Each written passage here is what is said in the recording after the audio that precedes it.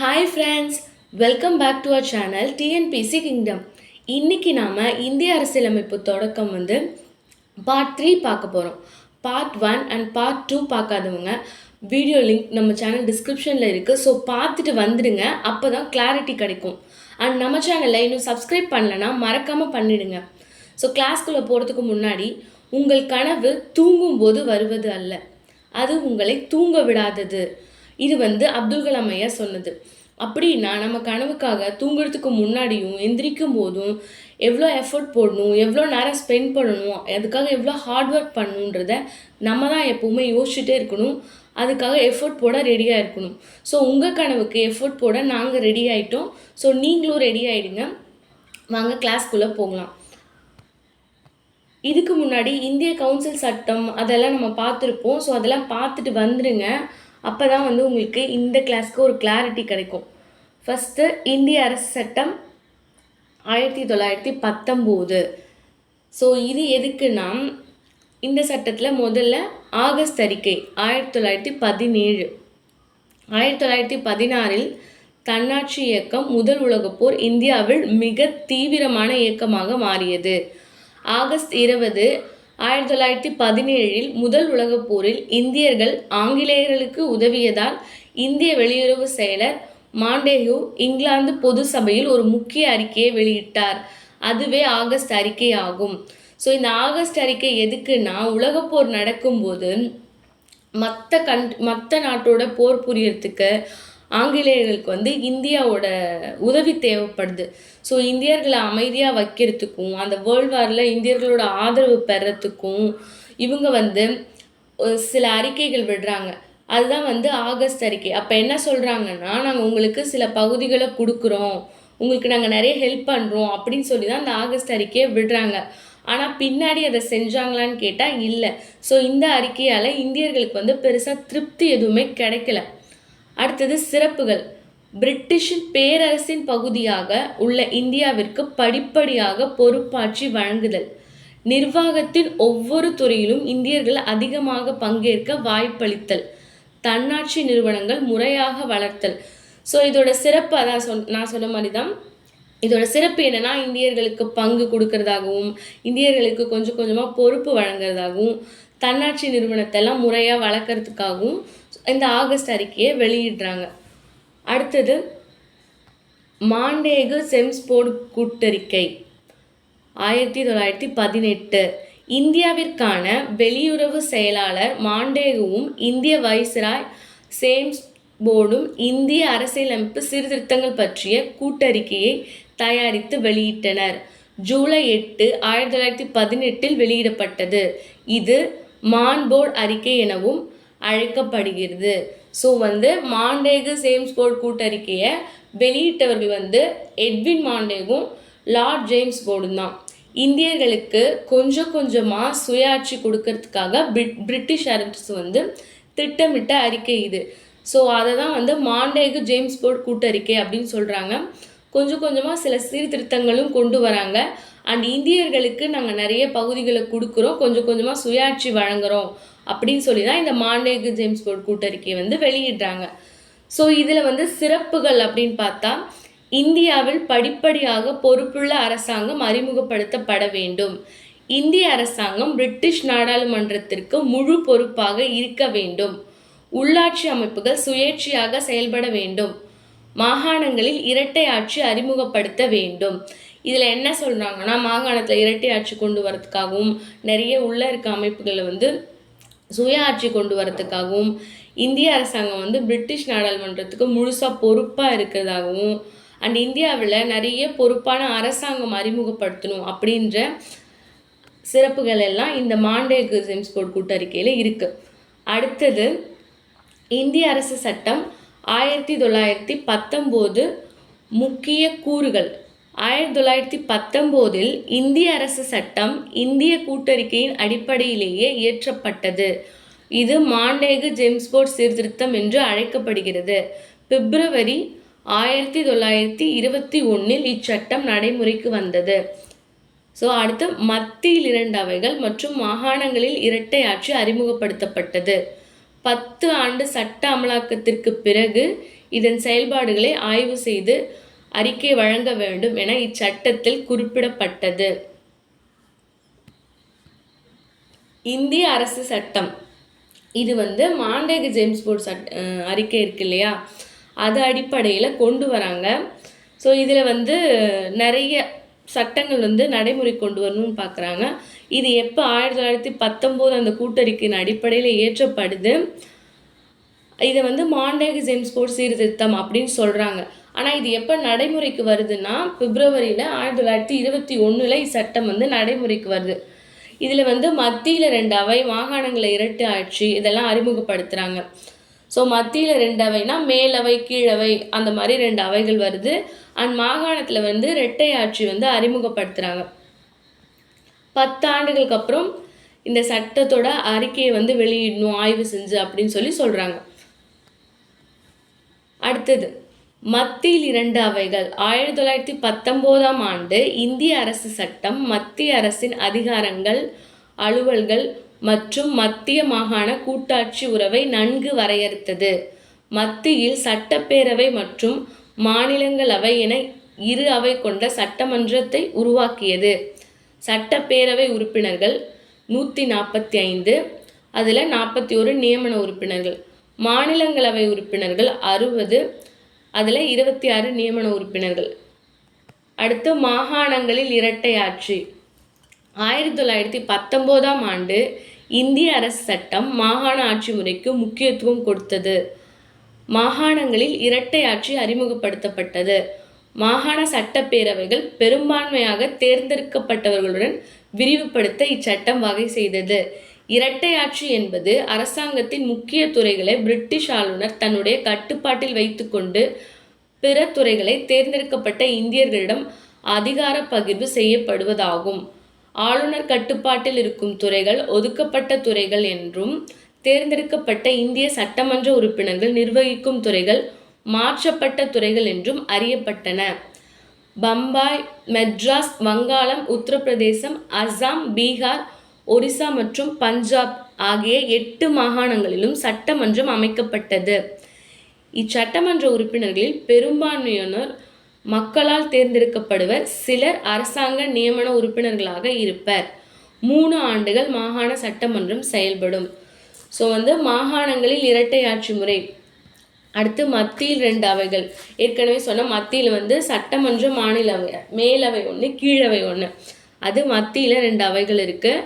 அதில் உறுப்பினர்கள் சட்டப்பேரவை உறுப்பினர்கள் 145 பேர், மாநிலங்களவை உறுப்பினர்கள் 60 பேர். அதில் நியமன உறுப்பினர்கள் 41 நியமன உறுப்பினர்கள் சட்டப்பேரவை உறுப்பினர்கள், மாநிலங்களவை உறுப்பினர்கள் 26 நியமன உறுப்பினர்கள். ஸோ இதில் 2 அவை இருக்குது. இது கூட்டாட்சி உறவை நல்லா சொல்லுது. நிறையா மத்தியத்துக்கும் மாகாணத்துக்கும் இருக்க கூட்டாட்சி உறவை வரையறுக்குது. அடுத்தது பாருங்கள், மாகாணங்களில் இரட்டை ஆட்சி. ஸோ இது ரெண்டு ஆட்சி முறை. அதாவது reserved subjects, transferred subject. Reserved subject ஆளுநர் கையில். ஸோ சில ஒதுக்கப்பட்ட துறைகள் எல்லாம் ஆளுநர் கையிலையும், டிரான்ஸ்ஃபர்ட் அந்த மாற்றப்பட்ட துறைகள் எல்லாம் இந்திய அமைச்சர்கள் கையிலையும் இருக்குது. ஸோ இந்திய அமைச்சர்களை விட ஆளுநர்களுக்கு தான் நிறைய அதிகாரம் இருக்குது. இதில் அதிகாரத்தை 2ஆக பிரித்து மாகாணங்களுக்கு கொஞ்சமாக சுயாட்சி கொடுக்குறாங்க. அதுக்கப்புறம் பாருங்கள், மெட்ராஸ், பம்பாய், வங்காளம், உத்தரப்பிரதேசம், அசாம், பீகார், ஒரிசா, பஞ்சாப் 8 மாகாணத்தில் சட்டமன்றம் அமைக்கப்படுது. ஸோ இது கொஞ்சம் இம்பார்ட்டன்ட். மொத்தம் 8 மாகாணத்தில் சட்டமன்றம் அமைக்கிறாங்க. ஸோ ஒதுக்கப்பட்ட துறைகள், அதுக்கப்புறமேட்டுக்கு மாற்றப்பட்ட துறைகள்னு 2 இருக்குது. ஸோ கீழே அதுதான் கொடுத்துருக்காங்க. மாகாணங்களில் இரட்டை ஆட்சி, ஆளுநர் மற்றும் அவரது நிர்வாக குழு, ஒதுக்கப்பட்ட துறைகள். இது பிரிட்டிஷ் கையில். ஆளுநர் மற்றும் அவரது அமைச்சர்கள், மாற்றப்பட்ட துறைகள். இது இந்தியர்களுக்கு. ஸோ இது ரெண்டும் கம்பேர் பண்ணும்போது இந்தியர்களுக்கு அவ்வளோவா அதிகாரம் இல்லை. பிரிட்டிஷ் கையில் இருந்த அந்த ஒதுக்கப்பட்ட துறைகளுக்கு தான் அவ்வளோ அதிகாரம் இருக்குது அப்படின்னு இதில் குறிப்பிடுறாங்க. அடுத்து ஒதுக்கப்பட்ட துறைகள். இரட்டை ஆட்சியின் கீழ் மாகாண அரசுகளுக்கு நிர்வாகத்தில் அதிக பங்கு வழங்கப்பட்டது. சட்டம், ஒழுங்கு, நிதி போன்ற முக்கியமான துறைகள் ஆங்கிலேயர்களுக்கு ஒதுக்கீடு செய்யப்பட்டு அவைகள் அனைத்தும் ஆளுநர் மற்றும் அவரது நிர்வாக குழுவின் நேரடி கட்டுப்பாட்டின் கீழ் வந்தன. ஒதுக்கப்பட்ட துறைகள் வந்து காவல்துறை, சிறைச்சாலை, நில வருவாய் நீர்ப்பாசனம், நீதித்துறை, நிதித்துறை மற்றும் பாதுகாப்புத்துறை, பத்திரிகை அச்சகம்.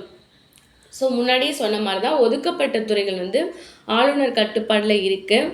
அதில் ஒதுக்கப்பட்ட துறைகள் என்னென்னா காவல்துறை, சிறைச்சாலை, நில வருவாய், நீர்ப்பாசனம், நீதித்துறை, நிதித்துறை, பாதுகாப்புத்துறை, பத்திரிகை அச்சகம். இந்த மாதிரி ரொம்ப முக்கியமான துறைகள். அதில் தான் நிறைய அதிகாரங்கள் வந்து ஆளுநர்கள் கையில் இருக்குது. நேரடியாக ஆளுநர் மற்றும் அவர் நிர்வாக கட்டுப்பாட்டு கீழே வந்து அந்த ஒதுக்கப்பட்ட துறைகள் போயிடுது. அடுத்து மாற்றப்பட்ட துறைகள், டிரான்ஸ்ஃபர் சப்ஜெக்ட்ஸ். இதில் வந்து இதர துறைகள் இந்திய பிரதிநிதிகளுக்கு மாற்றப்பட்டன. இவை மக்களால் தேர்ந்தெடுக்கப்பட்ட சட்டமன்ற உறுப்பினர்களிலிருந்து ஆளுநரால் நியமிக்கப்பட்ட அமைச்சர்களை கொண்டு நடைமுறைப்படுத்தப்படும். மாற்றப்பட்ட துறைகள் எதுனா கல்வி, பொதுப்பணி, உள்ளாட்சி, பொருளாதாரம், துப்புரவு, வனங்கள், வேளாண்மை, மீன்வளம் மற்றும் தொழில்கள். ஸோ மாற்றப்பட்ட துறைகள் எதுனா கல்வி, பொதுப்பணி, உள்ளாட்சி, பொது சுகாதாரம், துப்புரவு, வனங்கள், வேளாண்மை, மீன்வளம் மற்றும் தொழில்கள். இதில் தான் இந்திய பிரதிநிதிகளுக்கு இந்த துறையெல்லாம் வழங்குறாங்க. அடுத்தது தேர்தல் ஆணையம் கொண்டு வராங்க. ஸோ ஃபஸ்ட்டு முதலாக தேர்தல் ஆணையம் அமைக்கப்பட்டு நேரடி தேர்தல் முறை கொண்டு வரப்பட்டது. கல்வி, வரி மற்றும் சொத்து அடிப்படையில் வாக்குரிமை நிர்ணயிக்கப்பட்டது. முதலாக தேர்தல் ஆணையம் கொண்டு வராங்க. அதில் வந்து எல்லாருக்கும் வாக்குரிமை இருக்கான்னு கேட்டால் கிடையாது. கல்வி, வரி, சொத்து இது அடிப்படையில் வாக்குரிமை கொடுக்குறாங்க. இப்போ வந்து நம்மளோட இந்தியாவில் வந்து 18 வயசான எல்லாருமே வாக்கு செலுத்தலாம். ஆனால் அப்போ வந்து கல்வி, வரி, சொத்து அடிப்படையில் தான் வாக்குரிமையை நிர்ணயிக்கிறாங்க. அப்புறம் வந்து பட்ஜெட் பாருங்கள். மத்திய பட்ஜெட்டிலிருந்து மாகாண பட்ஜெட் பிரிக்கப்பட்டது. ஸோ மத்திய பட்ஜெட்லேருந்து மாகாணத்துக்கு, மாநிலங்களுக்கு அப்படின்னு பட்ஜெட் பிரிக்கிறாங்க. அடுத்தது பொது பணியாளர் தேர்வாணையம். இச்சட்டத்தின் மூலம் பணியாளர் தேர்வாணையம் நிறுவப்பட்டது. குடிமை பணியாளர்களை தேர்ந்தெடுக்க அக்டோபர் 1, 1926 பொது பணியாளர் தேர்வாணையம் அமைக்கப்பட்டது. இதற்கு முன்னோடியாக 1924 ஆண்டு மதராஸ் மாநிலத்தில் பணியாளர் தேர்வாணையம் அமைக்கப்பட்டது. ஸோ பொது பணியாளர் தேர்வாணையம் இப்போ நமக்கு டிஎன்பிசிக்கு, யூபிஎஸ்சி எக்ஸாமு, ஸோ எல்லாத்துக்குமே ஒரு தேர்வாணையம் இருக்கிற மாதிரி முதல்ல பொது பணியாளர் தேர்வாணையம் அப்போ கொண்டு வராங்க. கவர்மெண்ட்க்குன்னு வேலை செய்கிற சில குடிமை பணிகளை வந்து அந்த தேர்வாணையம் மூலயமா நிர்ணயிக்கிறாங்க. இது எப்போ கொண்டு வராங்க அப்படின்னா அக்டோபர் 1, 1926. ஸோ இதுக்கு முன்னோடியாக வந்து 1924 ஆண்டு மதராஸ் மாநிலத்தில் பணியாளர் தேர்வாணையம் அமைக்கப்பட்டது. ஸோ இது ஒரு கொஸ்டினாக கேட்கவும் சான்ஸ் இருக்குது. பொது பணியாளர் தேர்வாணையம் எப்போது கொண்டு வரப்பட்டது, எப்போது அமைக்கப்பட்டது அப்படின்னா அக்டோபர் 1, 1926. ஸோ இதோட முன்னோடி என்ன அப்படின்னா 1924 ஆண்டு மதராஸ் மாகாணத்தில் பணியாளர் தேர்வாணையம் அமைக்கப்பட்டது. அடுத்து வகுப்பு வாரி பிரதிநிதித்துவம். வகுப்பு வாரி பிரதிநிதித்துவம் அப்படின்னா சீக்கியர்கள், இந்தியர்கள், கிறிஸ்தவர்கள், ஆங்கிலோ இந்தியர்கள், ஐரோப்பியர்களுக்கு தனித்துவம். ஸோ தனித்தனியாக மதத்தோட அடிப்படையில் தனித்தனியாக வந்து ஒரு முன்னுரிமை கொடுக்குறாங்க. அதுதான் வகுப்பு வாரி பிரதிநிதித்துவம். முஸ்லீம்களுக்குன்னு தனி தொகுதி அந்த மாதிரிலாம் எதில் கொண்டு வராங்கன்னா இந்த வகுப்பு வாரி பிரதிநிதித்துவத்தில் கொண்டு வராங்க. அடுத்தது இந்திய விவகார செயலர் நிலை. இந்திய நிர்வாகத்தின் மீதிருந்த இந்திய விவகார செயலரின் கட்டுப்பாடு தளர்த்தப்பட்டது. இந்திய விவகார செயலர் மற்றும் அவரது உதவியாளர்கள் ஊதியம் இனி பிரிட்டிஷ் வருவாயிலிருந்து அளிக்கப்படும் என தெரிவிக்கப்பட்டது. பட்டய சட்டம் 1793 படி இந்திய வருவாயிலிருந்து வழங்கப்பட்டு வந்தது. ஸோ இந்திய விவகார செயலர் அப்படின்றது கவர்மெண்ட் ஆஃப் இந்தியா ஆக்ட் 1858 மூலம் இந்த பதவி வந்து உருவாக்குறாங்க. 1858 இந்திய விவகார செயலர் இந்திய விவகார செயலர் அப்படின்ற ஒரு பதவி உருவாக்குறாங்க. அதுக்கப்புறம் பார்த்தா இந்த செயலரோட கட்டுப்பாடு, இவருக்கு இருந்த அதிகாரம் வந்து கொஞ்சம் கொஞ்சமாக குறைச்சிட்றாங்க. அதுக்கப்புறம் இவருக்கு ஊதியம் வந்து பிரிட்டிஷ் வருவாயில். ஸோ இதுக்கு முன்னாடி 1793 படி இந்திய வருவாயிலேருந்து ஊதியம் கொடுத்துட்டு இருந்தாங்க. அதுக்கப்புறம் பிரிட்டிஷ் வருவாயிலேருந்தே கொடுக்கப்படும் அப்படின்னு தெரிவிக்கிறாங்க. அதுக்கு அடுத்தது இந்தியாவுக்கென உயர் ஆணையர். லண்டனில் இந்தியாவுக்கென உயர் ஆணையர் தூதர் ஒருவர் நியமனம் செய்யப்பட்டார். ஸோ லண்டனில் இருந்து நிர்வாக பணியை பார்க்கறதுக்காக வர்த்தக தொடர்பான விஷயங்களை கவனிச்சுக்கிறதுக்காக இந்தியாவிற்கு ஒரு உயர் ஆணையரை வந்து நியமனம் செய்கிறாங்க. ஸோ முதல் உயர் ஆணையர் வந்து சர் வில்லியம் ஸ்டீவன்சன் மேயர். முதல் இந்திய உயர் ஆணையர் வந்து தாதிபா மெரன்வான்ஜி தலால். ஸோ இது ஒரு கொஷினாகவுமே கேட்கலாம். இந்தியாவுக்கான உயர் ஆணையரில் முதல் உயர் ஆணையர் வந்து சர் வில்லியம் ஸ்டீவன்சன் மேயர். அடுத்தது முதல் இந்திய உயர் ஆணையர் வந்து தாதிபா மெர்வான்ஜி. ஸோ இதெல்லாம் நோட் பண்ணிக்கோங்க. அடுத்தது 1919ஆம் ஆண்டு இந்திய அரசு சட்டத்தின் மதிப்பீடு. ஸோ இது வரைக்கும் 1919ஆம் ஆண்டு இந்திய அரசு சட்டத்தை பற்றி பார்த்தோம். ஸோ இதை பற்றி ஒரு தலைவர்களும் என்ன சொல்லியிருக்காங்க அப்படின்னு நாங்கள் பாக்ஸ் பண்ணி கொடுத்துருக்கோம். இது ரொம்பவே இம்பார்ட்டன்ட்.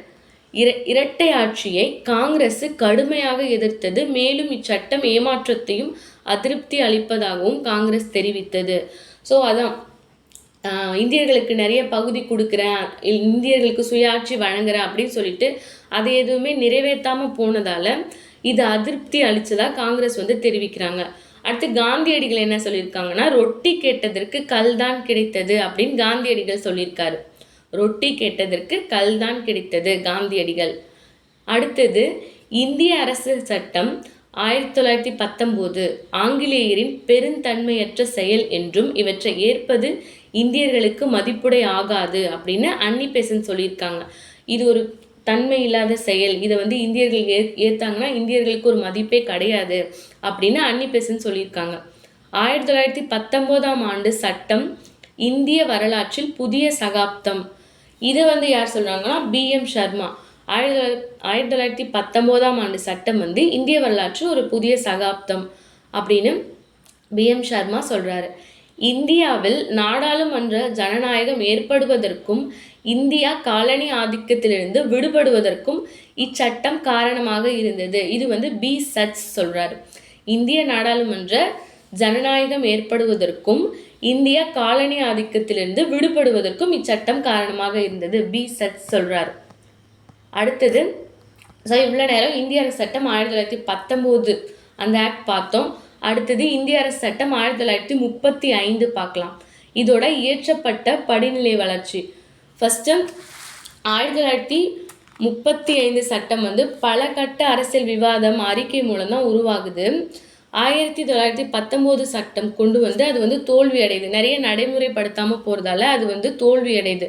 அதுக்கப்புறம் கொண்டு வரதான் இந்த இந்திய அரசு சட்டம் வந்து 1935. First Simon commission 1927. Simon commission 1927 எடுத்துகிட்டு வராங்க.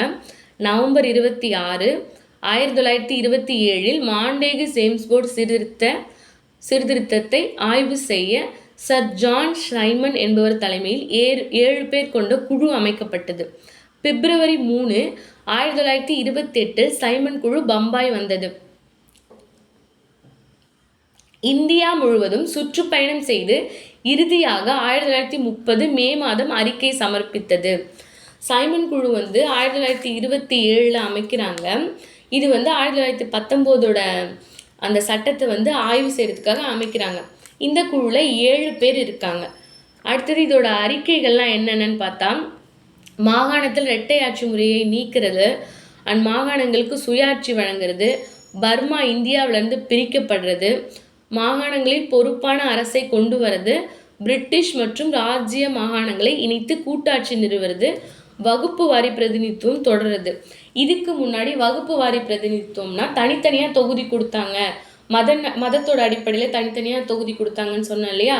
ஸோ அதை வந்து தொடர்றது, மாகாணத்தில் வந்து இரட்டை ஆட்சி கொண்டு வருது. இந்த மாதிரி அறிக்கைகள்லாம் இந்த சைமன் குழு, இந்த சைமன் கமிஷன் வந்து வெளியிடுறாங்க. அடுத்தது இந்திய அரசு சட்டம் 1935. சைமன் குழுவின் அறிக்கையை விவாதிக்க 3 வட்டமேசை மாநாடுகள் லண்டனில் கூட்டப்பட்டது. வட்டமேசை மாநாடுகளின் முடிவாக வெள்ளை அறிக்கை 1933 பிரிட்டிஷ் பாராளுமன்றத்தில் தாக்கல் செய்யப்பட்டது. யார்னா வெல்லிங்டன் பிரபு காலத்தில். அடுத்தது சைமன் குழுவின் அறிக்கை மற்றும் வெள்ளை அறிக்கையின் விளைவாக இச்சட்டம் இயற்றப்பட்டது. சைமன் குழு அறிக்கை வந்து 1930, வெள்ளை அறிக்கை வந்து 1933. இது இந்திய அரசியல் அமைப்பின் பொறுப்பான அரசு அமைவதற்காக 2வது மைல்கல் ஆகும். 1861ஆம் ஆண்டின் கவுன்சில் சட்டம் முதல் மைல்கல்லாக இருந்தது. ஸோ சைமன் குழு ஃபஸ்ட்டு அமைக்கிறாங்க 1919 அந்த சட்டத்தை ஆய்வு செய்கிறதுக்கு. அந்த குழுவில் வந்து 7 பேர் இருக்காங்க. அதுக்கப்புறம் வட்டமேசை மாநாடுகள் 1930லேருந்து 32 வரைக்கும் வட்டமேசை மாநாடுகள் வச்சு இந்திய அரசியலோட சீர்திருத்தத்தை வந்து விவாதிக்கிறாங்க. ஸோ சைமன் குழு அறிக்கை 1930, வெள்ளை அறிக்கை 1933. ஸோ இதிலிருந்து வெள்ளை அறிக்கைக்கு அப்புறம் பிரிட்டிஷ் அரசு தனது சட்டங்களை வந்து வெளியிடுது. அப்புறம் வந்து லாஸ்ட்டாக கூட்டு தேர்வு குழு அறிக்கை வந்து எல்லா சட்டங்களையும் ஆய்வு செஞ்சு அதில் திருத்தங்கள் செஞ்சு தான் அதுக்கப்புறம் வெளியிடுறாங்க. ஸோ இதில் வந்து இந்திய அரசு சட்டம் 1935 வந்து பொறுப்பான அரசு அமைப்பதற்கு 2வது மைல்கல்லாக இருக்குது. ஸோ முதல் மைல்கல்ல எதை சொல்கிறாங்கன்னா 1861ஆம் ஆண்டு கவுன்சில் சட்டம் வந்து முதல் மைல்கல்லாக இருக்குது. அடுத்தது பாருங்கள், மத்தியில் இரட்டை ஆட்சி. ஸோ மத்திய அரசில் வந்து இரட்டை ஆட்சி கொண்டு வராங்க. தலைமை ஆளுநர் மற்றும் அவரது நிர்வாக குழு, அப்புறம் அமைச்சரவை. ஆளுநர் நிர்வாக குழு கையில் வந்து ஒதுக்கப்பட்ட துறைகள் பிரிட்டிஷ் கையில் இருக்கு. அடுத்தது அமைச்சரவையில் வந்து மாற்றப்பட்ட துறைகள், இது இந்தியர் கையில் இருக்கு. ஸோ அந்த துறைகளோட பட்டியல் பாருங்க. மத்திய பட்டியல் 59 துறைகள், மாநில பட்டியல் 54 துறைகள், பொது பட்டியல் வந்து 39 துறைகள். ஸோ இதை நோட் பண்ணி வச்சுக்கோங்க. மத்தியில் இரட்டை ஆட்சி வந்து யாருன்னா தலைமை ஆளுநர் மற்றும் அவரோட நிர்வாக குழு ஒன்று, அதுக்கப்புறம் அமைச்சரவை ஒன்று. தலைமை ஆளுநர் அவரோட நிர்வாக குழுவில் வந்து ஒதுக்கப்பட்ட துறைகள் இருக்குது. அடுத்தது அமைச்சரவை குழுவில் மாற்றப்பட்ட துறைகள். ஸோ மத்திய பட்டியலோட துறைகள் எண்ணிக்கை வந்து 59 துறைகள், மாநில பட்டியல் துறைகள் எண்ணிக்கை வந்து 54 துறைகள், அப்புறம் வந்து பொது பட்டியலில் 39 துறைகள். இதோட முக்கிய கூறுகள் 321 பிரிவுகளையும் 10 அட்டவணைகளையும் கொண்டு மிக நீளமாக அமைக்கப்பட்டது. மாகாணங்களில் இரட்டை ஆட்சி முறை ஒழிக்கப்பட்டு மாகாண சுய ஆட்சி அறிமுகப்படுத்தப்பட்டது. எந்த வருஷம்னா 1937. மத்திய அரசாங்கத்தில் இரட்டை ஆட்சி முறை கொண்டு வரப்பட்டது. பிரிட்டிஷ் இந்தியாவில் இருந்த மாகாணங்கள் மற்றும் சுதேச அரசுகள் அடங்கிய கூட்டாட்சி ஒன்று மத்தியில் உருவாக வழி செய்தது. ஸோ அதுக்கு வந்து சுதேச அரசுகள் வந்து மறுப்பு தெரிவிக்கிறாங்க. ஸோ கூட்டாட்சி அமையல. மத்திய அரசின் அதிகாரங்கள் 3 பிரிவாக பிரிக்கப்படுது. ஓகேவா? இதில் வந்து இதோட முக்கிய கூறு என்ன அப்படின்னா 321 பிரிவு, 10 அட்டவணை இருக்கிறதுலே கொஞ்சம் நீளமாக பெருசாக அமைக்கிறாங்க. மாகாணத்துக்குள்ள இரட்டை ஆட்சி முறையை வந்து ஒழிச்சிட்டு சுயாட்சியை வழங்குறாங்க. எப்போனா 1937. அதுக்கப்புறம் மாகாணத்தில் இரட்டை ஆட்சியை ஒழிச்சிட்டு மத்திய அரசாங்கத்தில் இரட்டை ஆட்சி முறையை கொண்டு வராங்க.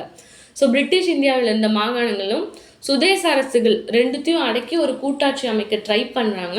பட் அதுக்கப்புறம் அதுக்கு சுதேச அரசுகள் வந்து ஒத்துக்கலை. அதுக்கப்புறம் மத்திய அரசோட அதிகாரங்கள் வந்து 3 பிரிவாக பிரிக்கிறாங்க. இதோட சிறப்பு அம்சம் என்னன்னா, பிற்படுத்தப்பட்டோர், தாழ்த்தப்பட்டவர்கள், பெண்கள் மற்றும் தொழிலாளர்களுக்கு வகுப்பு வாரி பிரதிநிதித்துவம் அறிமுகப்படுத்தப்பட்டது. பொதுமக்கள் தொகையில் 10% மக்களுக்கு வாக்குரிமை வழங்கப்பட்டது. மத்திய, மாநில மற்றும் கூட்டு பணியாளர் தேர்வாணையத்தினை அமைக்க வழிவகை செய்தது. 1934 மத்திய ரிசர்வ் வங்கி சட்டத்தின்படி நாட்டின் வரவு செலவு மற்றும் செலவாணி கண்காணிக்கப்பட்டது. இந்திய ரிசர்வ் வங்கி ஏப்ரல் 1, 1935 தொடங்கப்பட்டது. ஹில்டன் யங் கமிட்டி பரிந்துரையோட. கூட்டாட்சி நீதிமன்றம் வந்து 1937 டெல்லியில் நிறுவப்பட்டது. ஒரு தலைமை நீதிபதி, 6 நீதிபதிகள். இதோட முதல் நீதிபதி வந்து மாரிஸ் கேவ்ர். இச்சட்டத்தின் அடிப்படையிலான முதல் பொது தேர்தல் 1937 நடைபெற்றது. அப்போது இருந்த 11 மாகாணங்களில் 6 மாகாணங்கள் ஈரவை சட்டமன்றங்களை கொண்டிருந்தன. ஸோ இச்சட்டம் இந்திய விடுதலை சட்டம் 1947 நிறைவேற்றப்படும் வரை நீடித்தது. இச்சட்டத்தின்படி பர்மாவானது இந்தியாவிலிருந்து 1937 அதிகாரப்பூர்வமாக பிரிக்கப்பட்டது. ஸோ வந்து இந்த சட்டத்தோட சிறப்பம்சம் வந்து பிற்படுத்துகிறவங்களுக்கு, பெண்களுக்கு, தொழிலாளர்களுக்கு நிறைய வந்து வகுப்பு வாரியாக, ஸோ ரிசர்வ்டு மாதிரி அறிமுகம் பண்ணுறாங்க. அடுத்தது வாக்குரிமை முன்னாடி இருந்ததை விட கொஞ்சம் இன்க்ரீஸ் ஆகுது. மொத்த மக்கள் தொகையில் வந்து மக்களுக்கு 10% இன்க்ரீஸ் ஆகுது. கூட்டு பணியாளர் தேர்வாணையம் அமைக்க இது ஒரு வழிவகை செய்கிறாங்க. அடுத்தது வந்து ரிசர்வ் வங்கி சட்டத்தின்படி நாட்டோட வரவு செலவு வந்து கண்காணிக்கப்படுது. எந்த வருஷம்னா 1934. ஸோ இந்திய ரிசர்வ் வங்கி எப்போ தொடங்குறாங்க? ஸோ இது ஒரு கொஷினாக கேட்கலாம். இந்திய ரிசர்வ் வங்கி எப்பொழுது தொடங்கப்பட்டது அப்படின்னா ஏப்ரல் 1, 1935 தொடங்குறாங்க. யாரோட பரிந்துரைனா ஹில்டன் யங் கமிட்டி பரிந்துரை. அடுத்தது கூட்டாட்சி நீதிமன்றமும் டெல்லியில் நிறுவுறாங்க. எப்போனா 1937 கூட்டாட்சி நிறுவனம் வந்து டெல்லியில் கூட்டாட்சி நீதிமன்றம் வந்து டெல்லியில் நிறுவுறாங்க 1937. தலைமை நீதிபதி, ஒரு தலைமை நீதிபதி, 6 நீதிபதிகள். முதல் நீதிபதி யாருன்னா மாரிஸ் கேவர். இச்சட்டத்தின் அடிப்படையிலான முதல் பொது தேர்தல் 1937 நடைபெற்றது. இந்த சட்டத்தின் அடிப்படையில் வந்து ஃபஸ்ட்டு பொது தேர்தல் வந்து 1937 வைக்கிறாங்க. அதில் வந்து 11 மாகாணத்தில் 6 மாகாணம் வந்து 2 ஈரவை சட்டமன்றங்களை வச்சுருக்கு. அது எந்தெந்த மாகாணம்னு கொடுத்துருக்காங்க பாருங்கள். வங்காளம், பம்பாய், சென்னை, பீகார், ஐக்கிய மாகாணம், அஸ்ஸாம். இந்த 6 மாகாணத்துலேயும் வந்து ஈரவை சட்டமன்றம் இருக்குது. இச்சட்டம் எப்போ இருந்துச்சு? இந்த சட்டம் எது வரைக்கும் இருந்ததுன்னா 1935 சட்டம் எது வரைக்கும் இருந்ததுன்னா 1947 இந்திய விடுதலை சட்டம் வர வரைக்கும் இருந்தது. இந்த சட்டம் வந்து பர்மாவை இந்தியாவிலேருந்து பிரிக்குது 1937. எதுக்காகனா ஆங்கிலேயர்களுக்கு கொஞ்சம் வசதியாகவும் ஆட்சி பண்ணுறதுக்கு கொஞ்சம் ஈஸியாக இருக்கணும் அப்படின்றதுக்காக இந்தியாவிலேருந்து பர்மாவை பிரிக்கிறாங்க. எப்போனா 1937. அடுத்தது விளைவுகள். மாகாண சுயாட்சி பல இடங்களில் வெற்றிகரமாக செயல்படவில்லை. குறைபாடு இருந்த போதிலும் காங்கிரஸ் கட்சி மாகாண சட்டமன்ற தேர்தலில் பங்கு பெற முடிவெடுத்தது. பிப்ரவரி 1937 மாகாண சட்டமன்ற தேர்தல் நடைபெற்றது. அடுத்தது ஜூலை 7, 1937 லின் லித்கோ அளித்த ஒத்துழைப்பின் அடிப்படையில் 7 மாகாணங்களில் காங்கிரஸ் கட்சி அமைத்தது. இதோட விளைவு வந்து சுயாட்சி பெருசாக ஒரு வெற்றியாக அமையல. அப்படி இருந்தாலுமே காங்கிரஸ் கட்சி வந்து மாகாண சட்டமன்ற தேர்தலில் வந்து ஈடுபட முடிவெடுக்கிறாங்க. 1937 பிப்ரவரியில் வந்து தேர்தலும் நடக்குது. ஸோ ஜூலை 7, 1937 லின் லித்கோ அளித்த ஒத்துழைப்பின் அடிப்படையில் 7 மாகாணங்களில், ஸோ 7 மாகாணங்களில் வந்து காங்கிரஸ் ஆட்சி அமைக்கிறாங்க. எத்தனை மாகாணங்கள்? 7 மாகாணங்கள். ஜூலை 7, 1937. அதுக்கு அடுத்தது வகுப்பு வாரி பிரதிநிதித்துவத்தை பற்றி கொடுத்துருக்காங்க.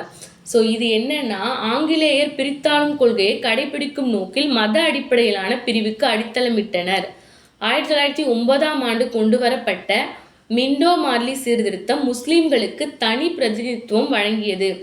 இந்த இடஒதுக்கீடு பாகுபாடுதான் பிற்காலத்தில் 1947 இந்தியா பாகிஸ்தான் பிரிவினைக்கு வழிவகுத்தது. ஸோ வகுப்பு வாரி பிரதிநிதித்துவம் வந்து ஆங்கிலேயர்கள் வந்து ஒரு பிரித்தாளும் கொள்கை, ஆங்கிலேயர்கள் ஃபஸ்ட்டு உள்ளே வந்ததுலேருந்தே பிரித்தாளும் கொள்கையை ட்ரை பண்ணி தான் நம்மளை வந்து ஆட்சி பண்ணுவாங்களே. ஸோ அது நோக்கில் தான் இதை வந்து மத அடிப்படையில் பிரிக்கிறாங்க. முஸ்லீம்களுக்கு தனி பிரதிநிதித்துவம் கொடுக்கறதால அது பின்னாடி இந்தியா பாகிஸ்தான் பிரிவினைக்கு அதுதான் முக்கிய காரணமாக இருக்குது. நம்ம எல்லாருக்குமே தெரியும், லாஸ்ட்டில் நமக்கு ஃப்ரீடம் கிடைக்கும்போது, சுதந்திரம் கிடைக்கும்போது இந்தியாவும் பாகிஸ்தானும் பிரிஞ்சிருவாங்க, வேறு கண்ட்ரி ஆகிடுவாங்க. அதுக்கு அடித்தளம், அதுக்கு முக்கிய வழியாக இருக்கிறதுன்னு பார்த்தா இந்த வகுப்பு வாரி பிரதிநிதித்துவம் தான். அடுத்தது இந்திய அரசு சட்டம் 1947. இந்திய அரசு சட்டம் 1947. இதில் வந்து அட்லி அறிக்கை 1947. இங்கிலாந்து பிரதமர் அட்லி அறிக்கை என்னன்னா பிப்ரவரி 20, 1947 பிரிட்டிஷ் பிரதமர் கிளமெண்ட் அட்லி அறிக்கை ஒன்றினை வெளியிட்டார். அதன்படி இந்தியாவில் ஜூன் 30, 1948க்குள் ஆட்சி மாற்றம் செய்யப்படும் என விரைவில் பொறுப்பானவர்களிடம் இந்தியாவின் சுதந்திரம் ஒப்படைக்கப்படும் என்றும் அறிவித்தார். இந்தியாவிற்கு சுதந்திரம் வழங்குவதற்காக எலிசபெத் ராணியின் பேரன் மவுண்ட் பேட்டன் பிரபு இந்தியா செல்வார் எனவும் வேவல் பிரபு ஆட்சி நிறைவு பெறும் எனவும் அறிவித்தார். ஸோ அட்லி அறிக்கை வந்து 1947 விடுறாங்க. இந்தியாவிற்கு சுதந்திரம் வழங்க போகிறதா அறிவிக்கிறாங்க. பிரிட்டிஷ் அரசாங்கம் வந்து கொஞ்சம் கொஞ்சமாக பொறுப்பான ஆளுங்கக்கிட்ட வந்து இந்தியாவை ஒப்படைப்போம் அப்படின்னு சொல்கிறாங்க. ஸோ அதுக்காக தான் மவுண்ட் பேட்டன் பிரபு இந்தியாவுக்கு வராரு. அதுக்கப்புறமா ஸோ இந்த அறிக்கை எப்போ வெளியிடுறாங்கன்னா பிப்ரவரி 20, 1947. அப்புறம் மவுண்ட் பேட்டன் திட்டம் ஜூன் 3, 1947 வெளியிடப்பட்டது. இது ஜூன் 3 திட்டம் எனவும் வழங்கப்படுகிறது. இந்தியா பாகிஸ்தான் பிரிவினையை உறுதி செய்கிறது. ஜூன் 3, 1947 மவுண்ட் பேட்டன் திட்டத்தின் அடிப்படையில் இங்கிலாந்து பாராளுமன்றத்தில் இந்திய விடுதலை சட்டத்திற்கான மசோதா அறிமுகப்படுத்தப்பட்டது. ஜூலை 18, 1947 இங்கிலாந்து பாராளுமன்றம் இந்திய விடுதலை சட்டத்தை நிறைவேற்றியது. ஸோ மவுண்ட் பேட்டன் திட்டம் 1947 ஜூன் 3 இந்தியாவோட எதிர்காலத்தை தீர்மானிக்க வெளியிட்ட திட்டம். ஸோ இந்த திட்டத்துக்கு பின்னாடி இந்தியா பாகிஸ்தான் 2 நாடாக பிரிக்கப்படுது. ஸோ அதுக்கு நிறைய பேர்கிட்ட கருத்து கேட்குறாங்க. சில பகுதியில் பஞ்சாப், பெங்கால் அந்த மாதிரி பகுதியில் கருத்துமே கேட்குறாங்க இந்தியா பாகிஸ்தான் பிரிக்கிறதுக்காக. ஸோ ஜூலை 18, 1947 இங்கிலாந்து பாராளுமன்றம் இந்திய விடுதலை சட்டத்தை நிறைவேற்றுது. இங்கிலாந்து பாராளுமன்றத்தில் இந்திய விடுதலை சட்டம் நிறைவேற்றப்படுது. அடுத்து முக்கிய கூறுகள். இந்திய செயலர் அலுவலகம் நீக்கப்பட்டு அதன் அதிகாரங்கள் அனைத்தும் காமன்வெல்த் அமைப்பின் செயலாளர் அலுவலகத்துக்கு மாற்றப்பட்டது. விடுதலை பெற்ற பிறகு ராஜ்ய பகுதிகள் இந்தியா பாகிஸ்தான் சுதந்திர மாகாணமாக செயல்படலாம். ஸோ இதில் அலுவலகம் செயலாளர் அலுவலகம் நீக்கப்பட்டு அதிகாரங்கள் அனைத்தும் காமன்வெல்த் எல்லா ரூல்ஸ் அண்ட் ரெகுலேஷன் காமன்வெல்த் அமைப்பின் செயலாளர் அலுவலகத்துக்கு மாற்றப்படுது.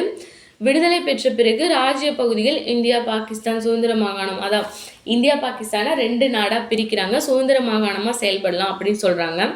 சிறப்பு அம்சம் இந்தியா பாகிஸ்தான் 2 அரசியலமைப்பும் எந்த ஒரு அரசியலமைப்பையும் உருவாக்கலாம். பிரிட்டிஷ் அரசால் உருவாக்கப்பட்ட எந்த ஒரு சட்டத்தையும் நீக்கலாம். இந்திய கவர்னர் ஜெனரல் மற்றும் மாகாண கவர்னர்களை நாட்டின் அரசியலமைப்பு தலைவராக அங்கீகரித்தது. இங்கிலாந்து முடியரசின் இந்திய மன்னன் என்ற பட்டம் விலக்கப்பட்டது. ஆகஸ்ட் 14, 1947 பாகிஸ்தானும் ஆகஸ்ட் 15, 1947 இந்தியாவும் சுதந்திரம் பெற்றன. இந்தியா மே 1949 காமன்வெல்த் அமைப்பில் உறுப்பினராக இந்தியா இணைந்தது.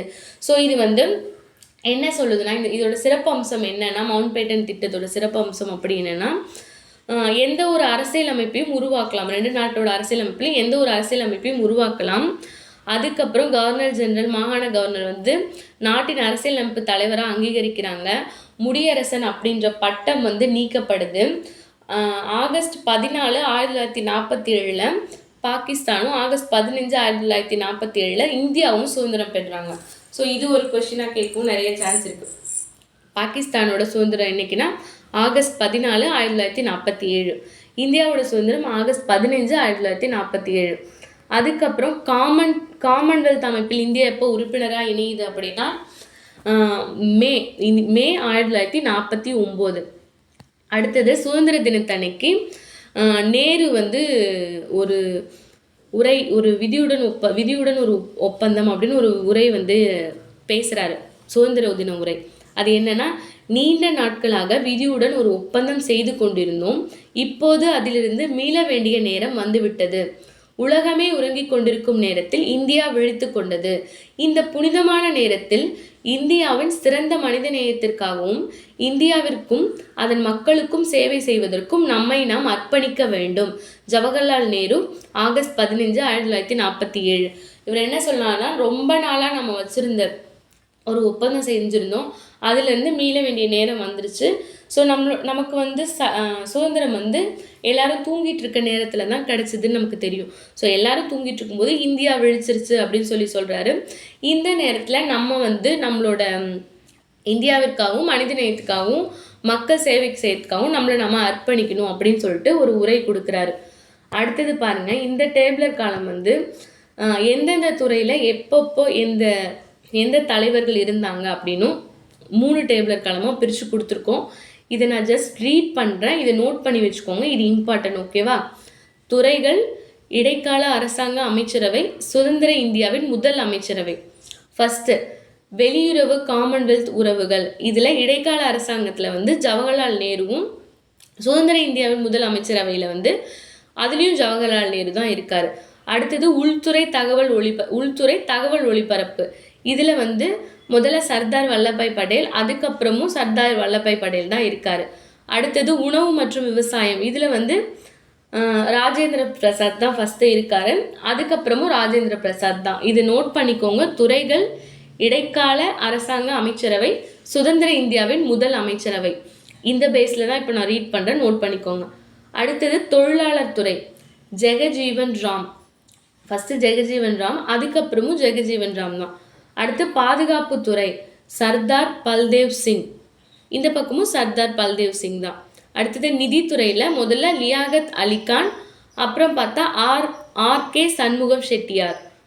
சுரங்கம் மற்றும் மின்சாரத்தில் சிஹெச் பாபா, அதுக்கடுத்து ஏஎன் காட்கில். சுரங்கம் மற்றும் மின்சாரம் சிஹெச் பாபா, ஏஎன் காட்கில். கல்வி மற்றும் கலாச்சாரத்தில் முதல்ல ராஜாஜி, அப்புறம் அபுல் கலாம் ஆசாத். வணிகத்துறையில் சந்திரிகர், அப்புறம் சிஹெச் பாபு.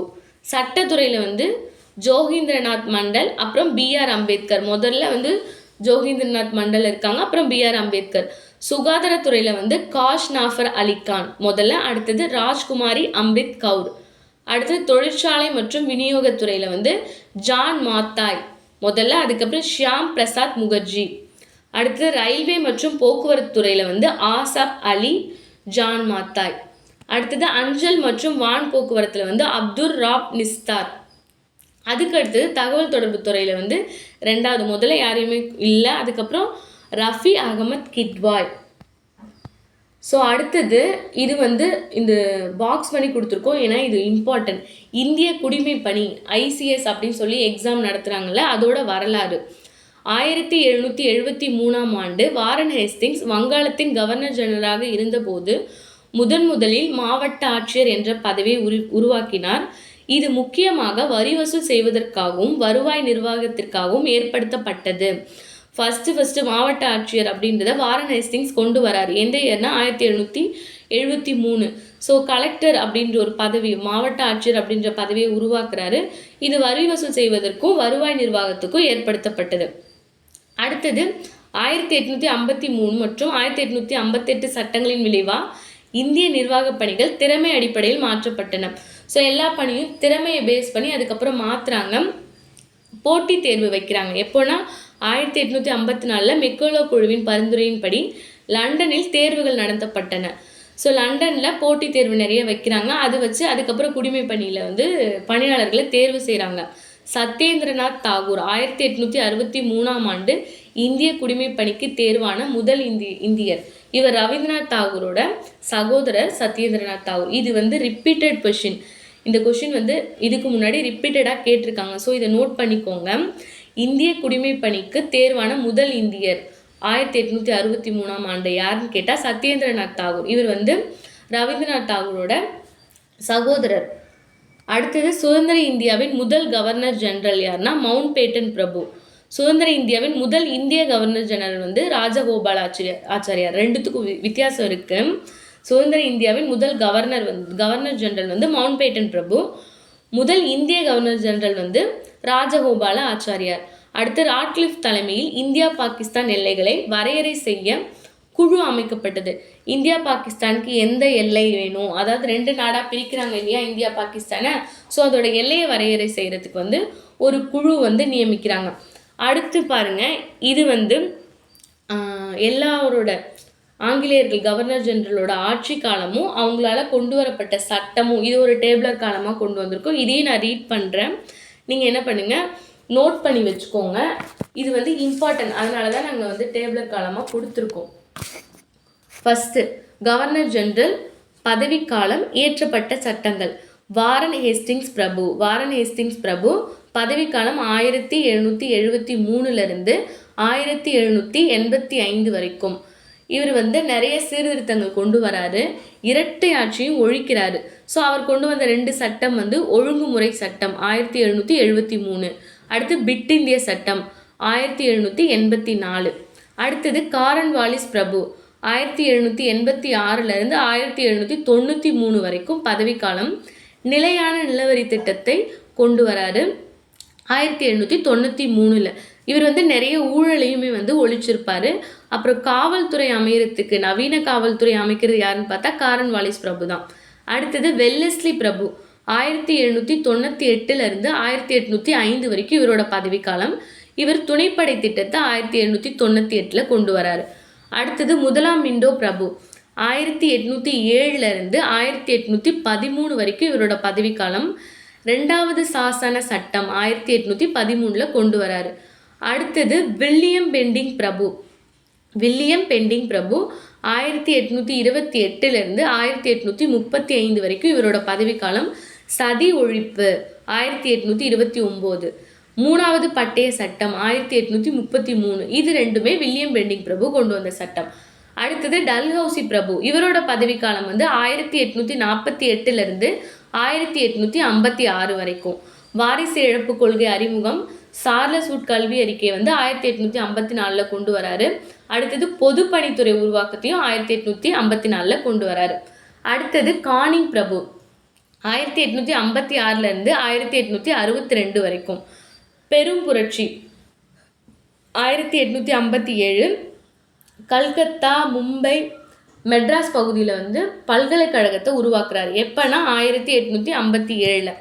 இந்திய அரசு சட்டம் 1858 படி அனைத்து அதிகாரங்களும் பிரிட்டிஷ் பேரரசுக்கு மாற்றும். அதுக்கடுத்து இந்திய கவுன்சில் சட்டம் 1861 கொண்டு வராரு. அடுத்தது முதலாம் எல்ஜின் பிரபு, இவரோட பதவிக்காலம் 1862 1863 வரைக்கும். இவர் கொண்டு வந்த சட்டம் 1861 இந்திய கவுன்சில் சட்டத்தை நடைமுறைப்படுத்துறதுக்கு இவர் ரொம்ப பெரிய பங்கு வகிக்கிறார். அடுத்தது ரிப்பன் பிரபு இந்திய உள்ளாட்சி அமைப்பின் தந்தை அப்படின்னு சொல்லுவாங்க. இந்தியாவில் ஒரு நல்ல வைசிராய் அப்படின்ற பேருமே ரிப்பன் பிரபுக்கு தான் இருக்கும். இவரோட பதவிக்காலம் 1880 அதுலேருந்து 1884 வரைக்கும். உள்ளாட்சி அரசாங்கம் தொடர்பாக அரசின் தீர்மானம் கொண்டு வராரு. எப்போனா 1882. அடுத்தது டஃப்ரின் பிரபு, இவரோட ஆட்சி காலம் 1884 1888 வரைக்கும். இந்திய தேசிய காங்கிரஸ் உருவாக்கம் கொண்டு வராரு. எப்போனா 1885. அடுத்து லான்ஸ்டவுன் பிரபு, இவரோட பதவிக்காலம் 1888 1894 வரைக்கும். இவர் இந்திய கவுன்சில் சட்டம் கொண்டு வராரு 1892. அடுத்தது கர்சன் பிரபு, இவரோட பதவிக்காலம் 1899 1905 வரைக்கும். இவர் காவல்துறை சீர்திருத்த குழு நியமனம் எப்போ கொண்டு வராருன்னா 1902. அடுத்தது மிண்டோ பிரபு டூவோட இவரோட பதவிக்காலம் 1905 1910 வரைக்கும். இவர் தான் மிண்டோ மார்லி சீர்திருத்தம் சொல்லிட்டு 1909 கொண்டு வராரு. அடுத்தது செம்ஸ்போர்ட் பிரபு, இவர் 1916 1921 வரைக்கும் இவரோட ஆட்சி காலம். மாண்டேகுவின் ஆகஸ்ட் பிரகடனம் 1917 இதை இவர் அறிவிக்கிறார். அடுத்து இர்வின் பிரபு 1926 to 1931. நேரு அறிக்கை 1928 வெளியிடுறாரு. தீபாவளி பிரகடனம் 1929 வெளியிடுறாரு. அடுத்து வில்லிங்டன் பிரபு 1931 1936 வரைக்கும். இவர் இந்திய அரசு சட்டம் 1935 கொண்டு வராரு. அடுத்தது லின்லித்கோ பிரபு, இவரோட பதவிக்காலம் 1936 1944 வரைக்கும். ஸோ ஆகஸ்ட் நன்கொடை அப்படின்னு 1940 ஒன்று கொண்டு வராரு. அடுத்து கிரிப்ஸ் தூதுக்குழு ஒன்று அமைக்கிறாரு 1942.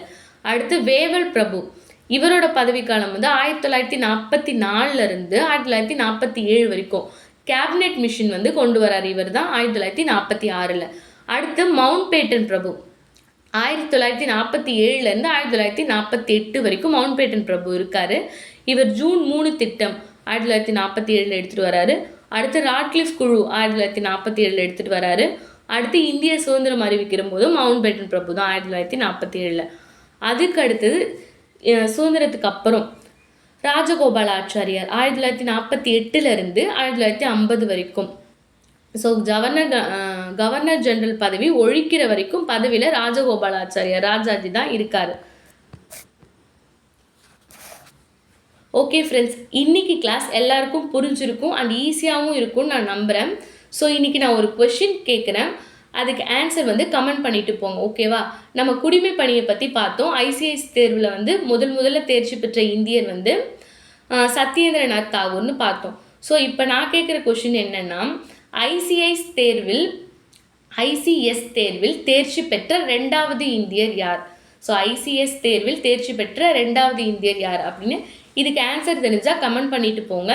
தெரியலனாலும் ஒன்றும் பிரச்சனை இல்லை, நெக்ஸ்ட் வீடியோவில் இதை எக்ஸ்பிளைன் பண்ணி நாங்கள் சொல்கிறோம். ஸோ மறக்காமல் சேனலை சப்ஸ்கிரைப் பண்ணிவிடுங்க. அண்ட் இதே மாதிரி டெய்லி யூஸ்ஃபுல்லான கிளாஸஸோடு நாங்கள் வரோம்.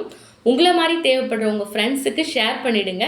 எந்த டவுட்னாலும் கமெண்ட் பண்ணிவிடுங்க, கண்டிப்பாக நாங்கள் கிளியர் பண்ணுறோம். ஓகே ஃப்ரெண்ட்ஸ், பாய்.